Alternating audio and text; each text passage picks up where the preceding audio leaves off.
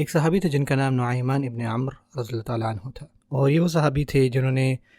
بدر میں بھی حصہ لیا، جنگ احد میں بھی حصہ لیا، خندق میں بھی تھے، اور تمام جتنے بھی جنگیں ہوئیں ان میں یہ شامل تھے، اور یہ بہت کلوز صحابہ میں سے تھے۔ عبد الرحمن بن عوف رضی اللہ تعالیٰ عنہ کی بہن کے ساتھ ان کی شادی ہوئی، لیکن ان کی ایک عادت تھی جو کہ مزاح کرنے کی تھی، آپ صلی اللہ علیہ وسلم کے ساتھ بھی اور صحابہ کرام کے ساتھ بھی، اور ان کے مزاح کو آپ صلی اللہ علیہ وسلم جو ہے وہ بہت اپریشیٹ اور انجوائے کیا کرتے تھے۔ مثال کے طور پہ ایک دفعہ ایک بہت بڑا کاروان آ رہا تھا مدینہ کی طرف، اور ان کے پاس آپ کہہ لیں کہ بہت ہی مہنگا پھل تھا جو کہ وہاں نہیں ہوتا تھا،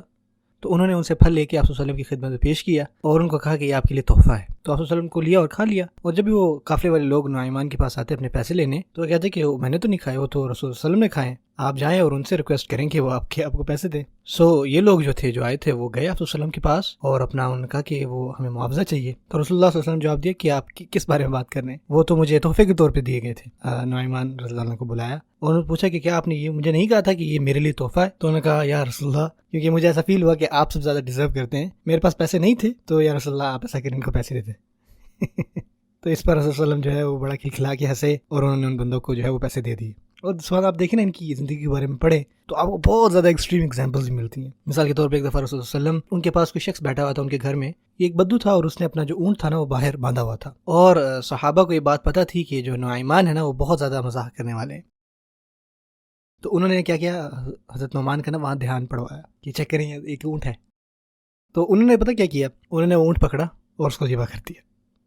اور وہ چاہتے تھے کہ اس اونٹ کا نا ایک اس دعوت ہو۔ اور جب وہ شخص خود باہر آیا آپ صلی اللہ علیہ وسلم کے گھر سے، تو وہ چیخنے لگا بھائی میرا اونٹ کہاں گیا، یہی تو کھڑا کیا تھا میں نے اس کو۔ تو رسول اللہ صلی اللہ علیہ وسلم نے وہاں پہ لوگوں سے پوچھا، لوگوں نے بتایا وہ نعیمان تھے جنہوں نے ان کا اونٹ لے لیا اور اس کو ذبح بھی کر دیا،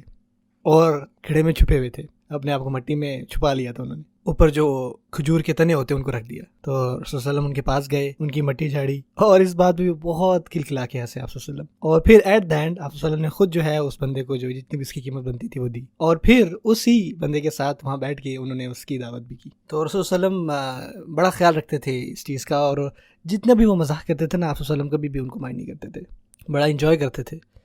اور اس بات کو ذرا امیجن کریں، حضرت ام سلمہ رضی اللہ تعالیٰ عنہ جو ہے انہیں ایک بہت مزاحیہ قصہ سنا ایک دفعہ، انہوں نے فرمایا کہ حضرت ابوبکر وہ ایک سفر پہ جانا چاہتے تھے، تو انہوں نے چاہا کہ وہ اپنے ساتھ نعیمان ابن عمرو کو لیں اور صہیبۃ ابن حرملہ کو لیں، ایک اور ساتھی جو ان کے ساتھ گئے اس سفر میں، تو انہوں نے صہیبت کو نا کھانے پر انچارج بنایا۔ راستے میں ہوا کیا کہ نعیمان نے صہیبت کو یہ کہا کہ دیکھیں یار میں بھوکا ہوں، آپ مجھے تھوڑا کھانا دے سکتے ہیں؟ تو انہوں نے کہا حتیٰ یجیء ابوبکر، نہیں جب تک حضرت ابوبکر نہیں آتا تب تک نہیں ہو سکتا۔ وہ اس بات پہ بڑے اپسیٹ ہوئے اور انہوں نے سوچا کہ میں نا بتاؤں گا ان کو، میں اپنا بدلہ لوں گا کسی اور طریقے سے۔ وہاں پہ کچھ اور لوگ بھی گزر رہے تھے، تو وہ ان کے پاس گئے، انہوں نے کہا کہ یار میرے پاس ایک غلام ہے اور میں چاہتا ہوں کہ میں آپ کو بیچ دوں، اور وہ بڑا انٹیلیجنٹ ہے، وہ عربی ہے اور وہ اس بات پہ بڑا اصرار کرتا ہے کہ وہ آزاد ہے حالانکہ وہ غلام ہے، آپ اس کو خریدنا چاہیں گے؟ تو انہوں نے کہا ہاں ہم کیوں نہیں خریدیں گے۔ تو ان کا ٹھیک ہے آپ مجھے 10 درہم دے دیں اور وہ آپ کا۔ انہوں نے نا ان کی طرف بھیج دیا صہیبت کی طرف ان لوگوں کو، تو انہوں نے ان کو پکڑا اور ان کو جکڑ لیا، اور صہیبت نے کہا کہ انا حر، کہ میں آزاد ہوں، میں غلام نہیں ہوں، میں آزاد ہوں۔ انہوں نے کہا ہاں تمہارے مالک نے کہا تھا کہ تم یہ بات کہو گی، اور وہیں پہ نعمان دور سے کھڑے دیکھ رہے ہیں، ہنس رہے ہیں اور کسی کو کچھ نہیں بتا رہے۔ جب حضرت ابوبکر وہاں پہ واپس آئے اور انہوں نے دیکھا کہ نعیمان بھی ہیں اور باقی ساتھی بھی موجود ہیں، تو انہوں نے پوچھا کہ وہ صہیبت کہاں ہے؟ تو باقی ساتھیوں نے حضرت ابوبکر کو بتایا کہ کیا ماجرا ہوا ہے۔ پھر حضرت ابوبکر خود اس قافلے کے پیچھے واپس گئے اور ان کو ان کے پیسے واپس دیے اور ان کو پھر آزاد کروایا اور واپس لے کر آئے۔ اور جب یہ خبر آپ صلی اللہ علیہ وسلم کو پہنچی، ام سلمہ رضی اللہ عنہا فرماتی ہیں کہ فضحک صلی اللہ علیہ وسلم واصحابہ حولہ، کہ رسول اللہ علیہ وسلم اور ان کے جو اصحاب تھے وہ پورے سال تک اس بات پر ہنستے کھلکھلاتے رہے کہ کتنا یہ مزیدار واقعہ ہوا۔ اور یہ آپ صلی اللہ علیہ وسلم کی وفات کے بعد بھی ایسا ان کے ساتھ معاملہ رہا، اور ان کا نا ایک لوگوں کے درمیان ایک یہ رویہ بن گیا تھا کہ لوگوں کو ہمیشہ پتا ہوتا تھا کہ یہ کچھ نہ کچھ جو ہے نا ایسا کریں گے۔ اور حضرت عثمان کے دور میں کیا ہوا، ایک دفعہ ہوا یہ کہ وہاں پہ ایک اندھا مسجد میں آدمی تھا جو کہ بیت الخلاء جانا چاہتا تھا، اور اوبیسلی اس ٹائم واش روم وغیرہ تو نہیں ہوتے تھے، لوگ ان کو لے جاتے تھے دور، تو حضرت نعمان نے کہا کہ میں وہ ان کے پاس گئے اور ان کو مسجد کے دوسرے کونے تک چھوڑا، اور جیسے ہی وہ بندہ وہاں پہ اپنے آپ کو ریلیو کرنے لگا تو ہر کوئی ان کے پاس بھاگتا ہوا آیا، تو وہ بندہ ڈر گیا، تو انہوں نے کہا کہ یار یہ کون تھا نوجوان جس نے مجھے یہاں چھوڑا، پہلے تو مجھے یہ بتاؤ۔ تو انہوں نے کہا کہ بھائی وہ نعیمان ہی ہوں گے، وہ کون ہو سکتا ہے؟ تو انہوں نے کہا وہ کہاں ہے، اگر اس کو بلاؤ نا ذرا میں اس کو بتاتا ہوں۔